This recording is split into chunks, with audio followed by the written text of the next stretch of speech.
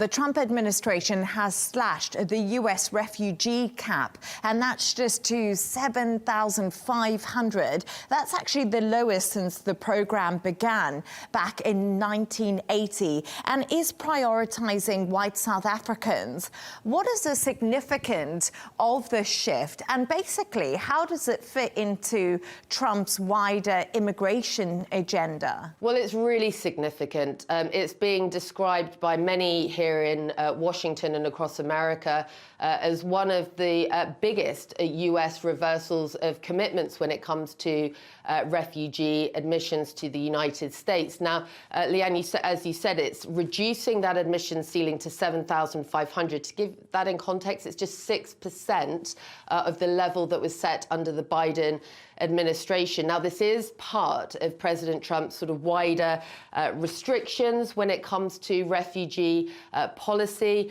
We know that officials here in Washington in the Trump administration, they're describing this as part of a broader effort to tighten controls around migration. They're also citing national security concerns. So they're saying that they want to make sure there is no national security risk posed by some of those individuals that will be permitted to enter. But that's 7,500, yet drastically lowering the admissions bar, and also introducing that striking new policy where they've said that prioritization will be given to Afrikaners from South Africa, and they say other victims of illegal or unjust discrimination.